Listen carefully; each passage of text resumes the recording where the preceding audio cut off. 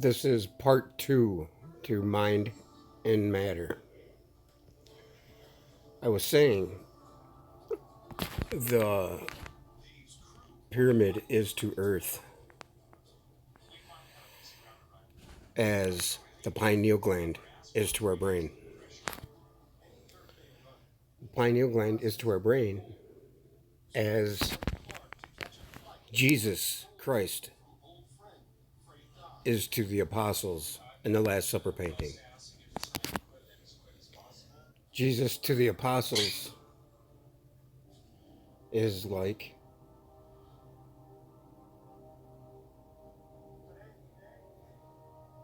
the black hole at the center of our galaxy is to our galaxy.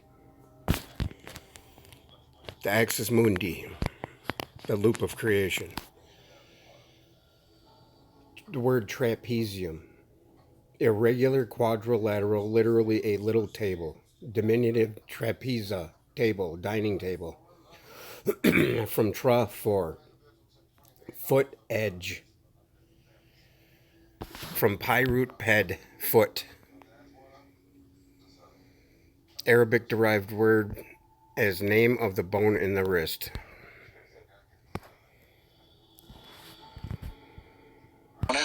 And based on the way that the ancients perceived the universe and the way that they thought and the type of thinking that they used, that we will see very apparent from R.A. Schwaller de Lubic's and the Temple of Man in Luxor.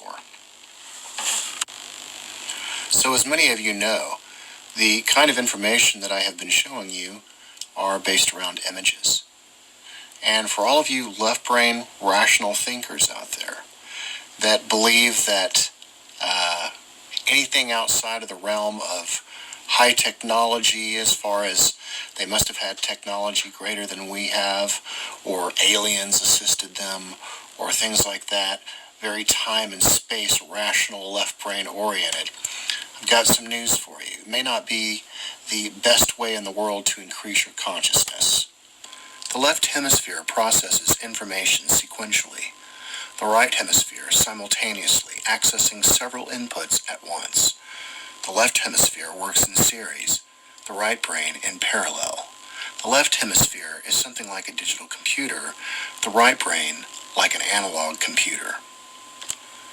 This localization in the right hemisphere of the highly intuitive aspects of thought, together with the capacity for nonverbal pattern recognition, is consistent with the dominant quality of mind which, in Schwaller de Lubic's view, could have produced the temple architecture and hieroglyphic writing of the ancient Egyptians. The symbolic attitude of ancient knowledge cultivated the intellect to the extent of perceiving all of the phenomena of nature itself as a symbolic writing, revealing the forces and laws governing the energetic and even spiritual aspects of our universe. Okay, so let's consider what we've read so far here just a second. So basically what he's saying is that the left brain is not able to move beyond its current reality or programming. And the right brain is supra-rational in the sense that it can always expand. It sees the bigger picture, and it's always challenging the current reality. He also said that the left brain works more like a single processor. It doesn't work in parallel like the right brain does. The right brain takes several inputs at once and gets more of the experience, where the left brain kind of calculates things one at a time in sequence, and it doesn't really see the whole picture like the right brain can. But I think the most interesting thing that I got out of this so far is that he said that the symbolic attitude of the ancient knowledge cultivated the intellect to the extent of perceiving all of the phenomena of nature as a symbolic writing. Well, this is a significant thing to say, because what he's basically saying is that the universe communicates in symbolic writing. And what you're looking at right here is you're looking at some of this symbolic writing, because what we're seeing is that the Orion Nebula, thanks to Michelangelo, is showing us a symbol of the inner part of the mind. And it's showing us something special about the pineal gland. It seems to be the brightest area. And as you've seen, and as I've taken you through all of this, we see that these various areas of the inside of the Orion Nebula, whether it be an infrared or the visible spectrum, we get these different pieces of symbolism. So let's take a look at what else is out there that's symbolic the Orion Nebula is showing us. There is a winged disk in the infrared version of the Orion Nebula. What you're looking at right here is... And thanks to Phil Langdon, we found out what that winged disk means. The winged disk is not Nemesis. The winged disk is the light, the pineal light, the cloud in which the lady from Ellen White said the sky rolled back and she saw the cloud. The same thing that's depicted above the Tree of Life in the fish-headed Assyrian depictions. A man inside holding a ring. And this goes for Zoroastrian, Persian, Assyrian, Sumerian, Babylonian. You see it all over the place. And there is this particular parallel of a man inside a winged disk holding a ring. I do not believe that this was copied across culture. I believe that these people saw the same thing. And one of the things that you typically see, just like we're looking at right now, are them holding the pine cones up to this winged disk, which signifies the pineal gland. This is the Tree of Life. And may I remind you, there is a pine cone in the middle of the Vatican central courtyard. They're showing the pine cones at this winged disk. The pine cones represent the pineal gland, and what makes this significant is because when we look in the visual spectrum of the Orion Nebula, in the back of the inner part of the mind, we see the trapezium, which represents the pineal gland, and what sits inside that trapezium is a vortex. And the vortex we see as the eye. So all of these things confirm each other. The vortex we see as an eye is also the Anu, is also the 7 layers of the heart muscle, because the Anu is said to have 7 spirals in, 5 spirals out, the ebb and flow, the rhythm, the everything. We are all one and one is all through the Anu. But now what we're seeing is a winged disk when they're holding up pine cones to it.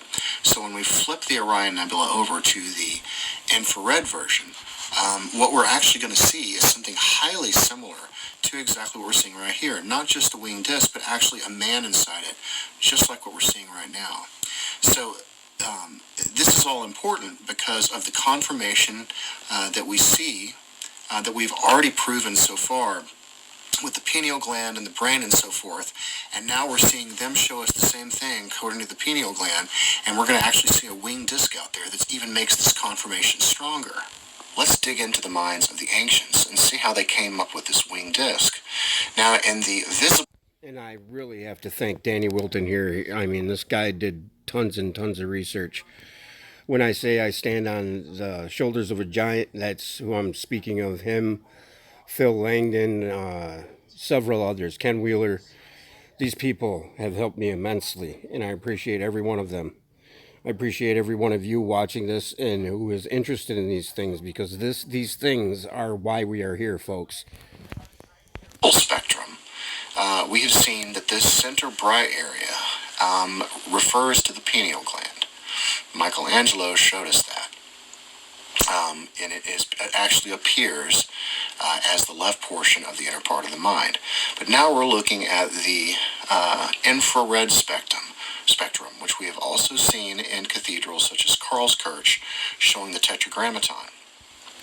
So what I have done is I have taken the picture of this phenomena that's going on. For example, the Mayan 3 hearthstones were Rigel, Alnitek, and Scythe. There's the triangle that you see right here, and inside the triangle is where the Orion Nebula is. But if you zoom into the Orion Nebula, then what you see is another triangle, and this goes from It's almost like looking at a target, where you're looking at the rings of a target.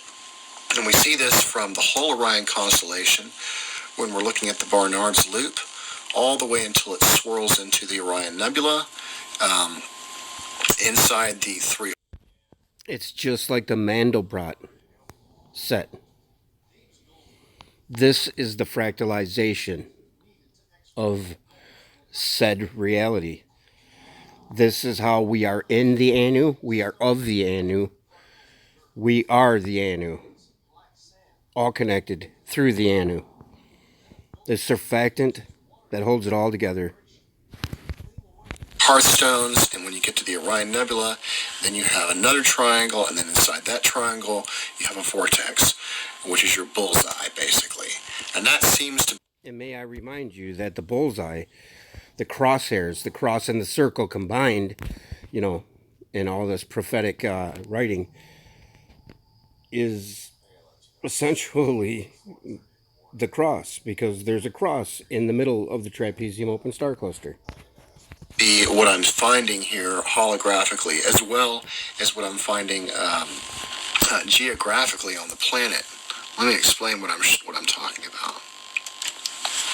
Michelangelo showed us that the Orion Nebula is the inner part of a brain, and that this right here, this trapezium area, happens to be the pineal gland.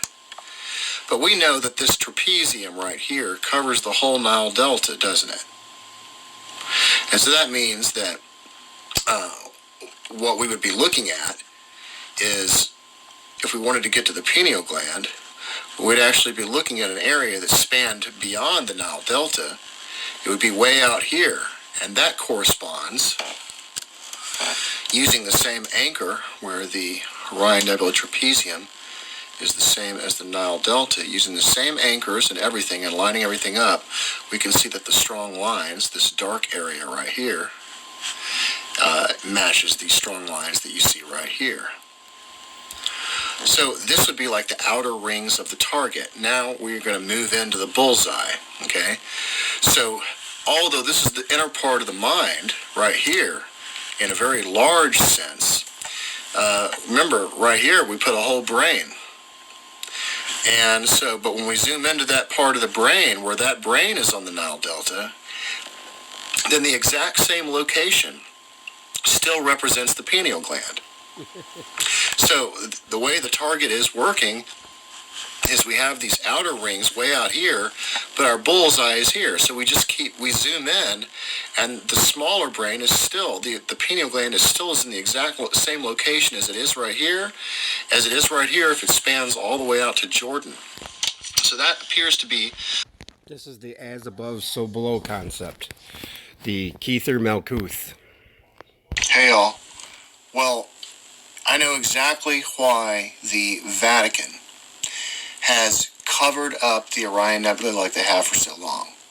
See, in 1511, when Michelangelo created this picture of the creation of Adam, see, this was about 100 years before they even had a telescope to see up in the sky. But once they were able to do it, magically, people like Galileo and everybody else completely missed the Orion Nebula. And records, if you go to SEDS.org, says that the Orion Nebula, all the records got, quote, lost for some time. In fact, it was probably a good 50 or more years before somebody even picked it up and said anything about it. And Harvard has an article out there called Orion Nebula, Where in History Is It? Because it has a very mysterious history. And I think I know why now. I believe that the Vatican, now I don't think they had Hubble quality, but I bet you they had enough to be able to see the inner part of the mind, because I think when they looked up into the sky and they saw the Orion Nebula, I think that they said, this looks a lot like the creation of Adam that Michelangelo did for us, and we need to keep this under the hat. Plus, we can't have it. Okay, that was part 2 to Mind and Matter. I'll do a part 3 here in a little bit.